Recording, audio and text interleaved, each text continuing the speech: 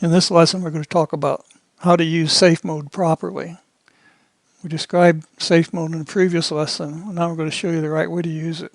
Over here we have a list of items, lesson 14a. First you enable the safe mode, so we'll do that. We're going to enable safe mode. Then you make some change. Let's make a change. Let's add a new rule, which says drop everything.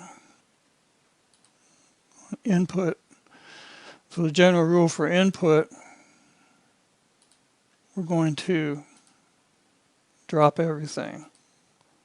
What that will do, that'll force a break in our connectivity to the router configuration with this program. So I'm going to put it at the top. I'm going to go to address list.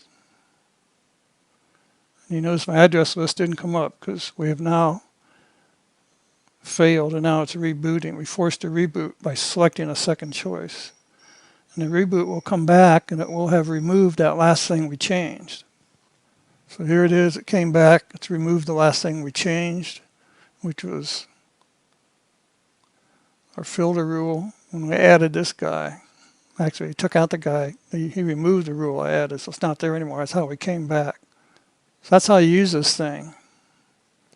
If safe mode doesn't trigger on a change, then you go ahead and turn off safe mode, do your next change, and if it doesn't trigger safe mode, then you turn off safe mode to save that change and set there in a loop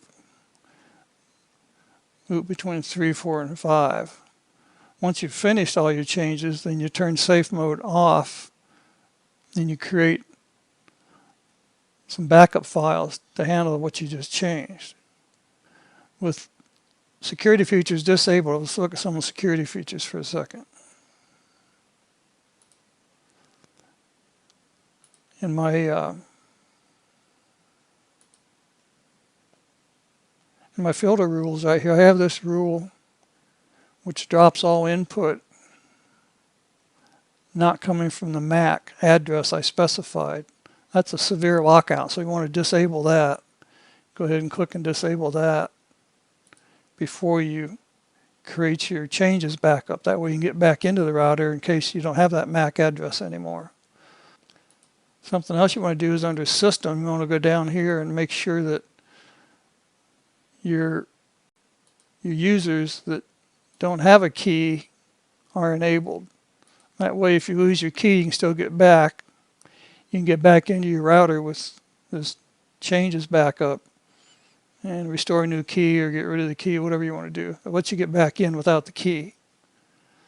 So those are two important things that you need to do. The third important thing is down here in services.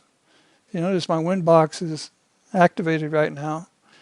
You want to make sure that's activated, and if you want to use SSL, that's activated when you create your new changes backup for easy access. Once you've created the new changes backup, then you come down and you create a new in-service backup, which disables all these features. I'll disable WinBox so they can't use that to get in. I'll go up here under System and I'll disable users that don't require a key, which I've already done. This guy doesn't require a key, if you can tell by the key list. So I disable him because he's a security hole right now. I'm going to go back to our fire rules.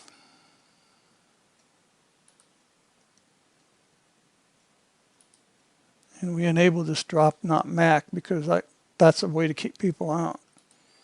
If I have a good MAC, then I want that rule in place. So then you save a new in-service backup.